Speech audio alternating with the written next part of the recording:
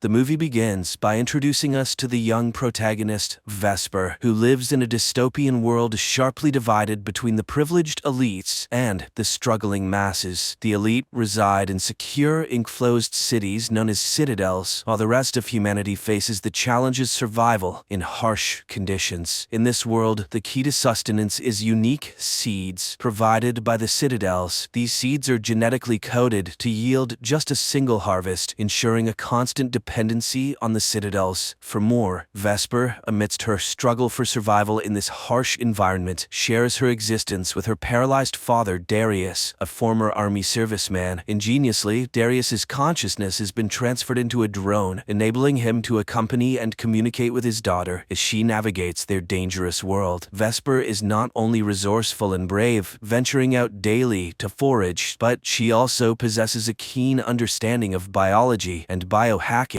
However, their lives take a dramatic turn when Vesper returns home one afternoon to discover they've been robbed. The generator powering their home, including the critical machine sustaining Darius, has been sabotaged. Faced with no other choice to save her father, Vesper sets out to seek help from a neighboring farm. Upon arrival at the farm, Vesper encounters a troubling scene. The farm faces its own challenges with a jug, a genetically engineered human designed for labor, but devoid of intelligence. The jug has been injured, rendering it useless, and Jonas, the farm's leader and Darius's brother, instructs a young boy to kill it. After witnessing this unsettling event, Vesper approaches Jonas with a request for bacteria to restore their generator. In exchange, she offers a blood donation, a valuable commodity used by Jonas to trade for seeds from the citadels. Jonas expresses a desire for her to join their community, offering to care for her father as well. Vesper, however, is deeply unsettled by Jonas's intentions. She suspects that Jonas wants to use her as a breeder, a role she strongly rejects. After completing her blood donation, Vesper faces a dire situation when Jonas refuses to immediately provide the bacteria she needs in exchange. He explains that he must first sell the blood, a process that will take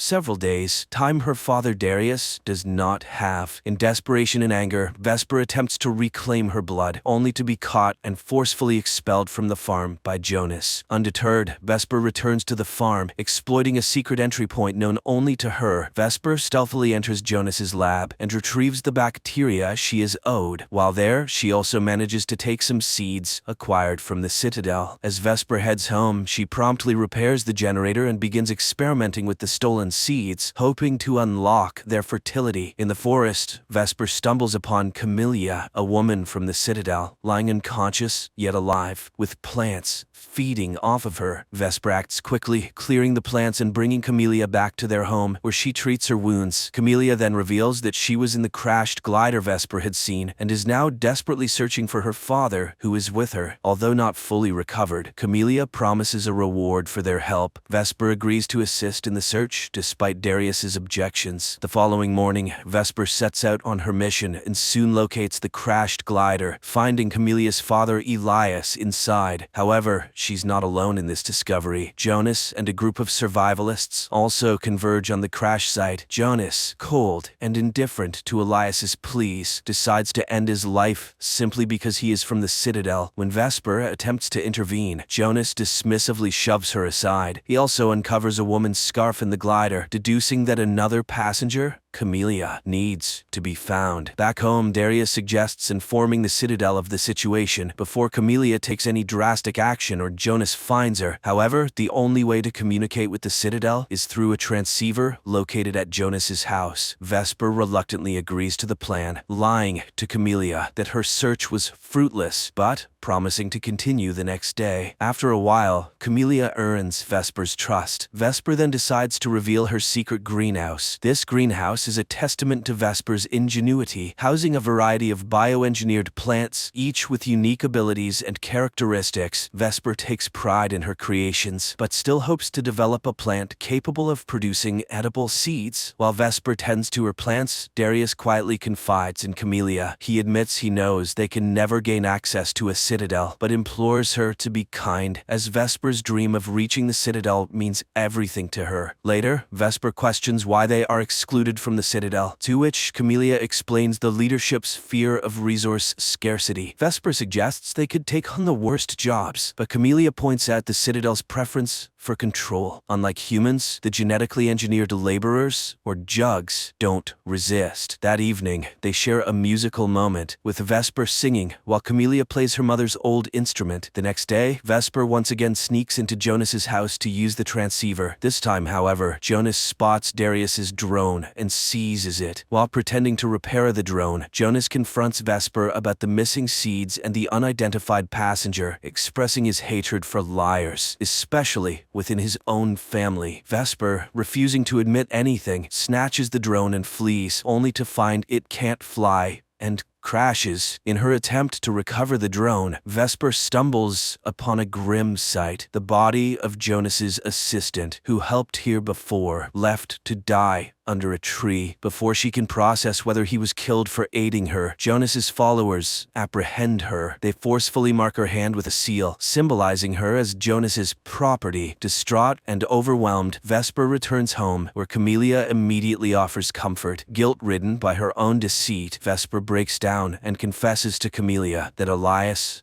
is dead. In a moment of stark revelation, Vesper decides to show Camellia the truth by taking her to see her father Elias's body, now tragically floating in the river. The sight overwhelms Camellia, leading to an intense emotional breakdown. She clings desperately to her father in grief, forcing Vesper to intervene and pull her from the river. During this intense moment, Vesper notices an unusual scar on Camellia's back that reacts peculiarly to her touch. This discovery leads to a shocking truth.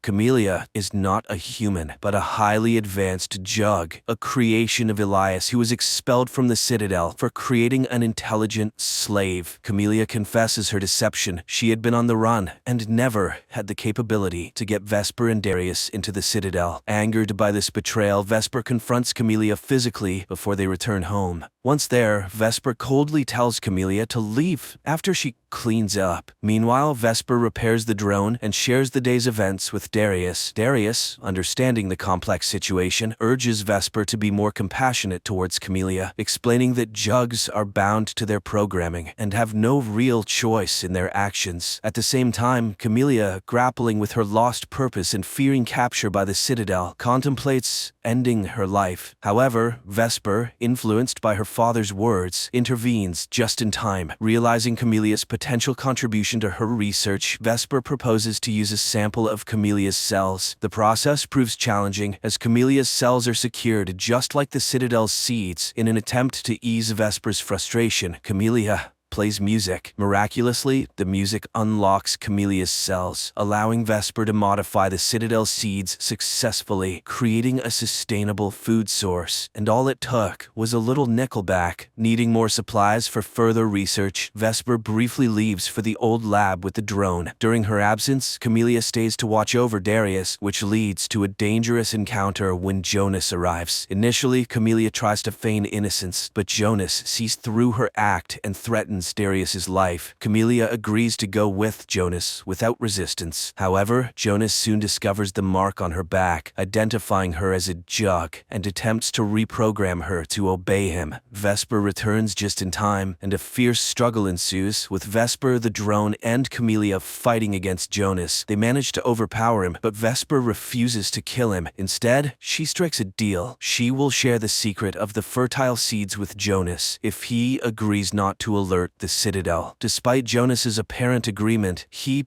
betrays them by contacting the Citadel and revealing Camellia's location. As night falls and Vesper completes her work on the seeds, their moment of triumph is cut short. Darius's drone detects an external threat, signaling the Citadel's approach. A weird organism invades their home, releasing a toxic substance. Darius, with his military background, quickly recognizes the danger and instructs Vesper and Camellia not to breathe until the threat subsides. Camellia, feeling responsible for the imminent danger, offers to surrender herself to protect Vesper and Darius. However, Darius refuses to let her sacrifice herself, knowing the Citadel will pursue Vesper regardless. Instead, he devises a plan to distract the soldiers, giving Vesper and Camellia a chance to escape. Vesper is initially reluctant to leave her father behind in the face of the impending threat from the Citadel's soldiers. However, Darius persuades her to take cover nearby, assuring her that he will handle the situation. He plans to tell the soldiers that there is no Jug present, drawing on his experience as a former army man to communicate effectively with them. As the soldiers approach, their first stop is Jonas's farm, where they eliminate him and his group. Meanwhile, Vesper and Camellia take painstaking efforts to make Darius's home appear abandoned. They cover everything up and take the valuable unlocked seeds with them as they hide in the forest. Unbeknownst to Vesper, her father's actual plan is to sacrifice himself by self-destructing the drone, hoping to take the soldiers down with him. From their hiding spot in the forest, Vesper witnesses the explosion and, driven by desperation, tries to rush back to aid her father. Camellia, recognizing the danger of this action, stops her, reminding her that it's too late to do anything for Darius. Their situation worsens when two soldiers, having survived the explosion, start pursuing them. Vesper leads Camellia through a swamp, aware that it is filled with dangerous plants that could potentially eliminate their pursuers. Their tactic proves effective as the first soldier falls victim to one of these lethal plants. The second soldier, however, learns from his comrade's fate and cautiously avoids the same trap. Vesper and Camellia, in an attempt to remain undetected, crawl on their knees and hide behind bushes. Unfortunately, another plant betrays their position with a noise, alerting the soldier to their location. Facing imminent danger, Vesper and Camellia decide to take the offensive. They attack the soldier, seize his weapon, and manage to force him into the deadly plant's trapping zone, resulting in his death. The distant sound of approaching gliders signals more danger. Realizing that the Citadel will never cease their pursuit as long as she is with Vesper, Camellia makes a difficult decision. She understands that Vesper and the precious seeds will always be in danger as long as she remains. Despite Vesper's protests, Camellia gently puts her to sleep and conceals her under fallen leaves before surrendering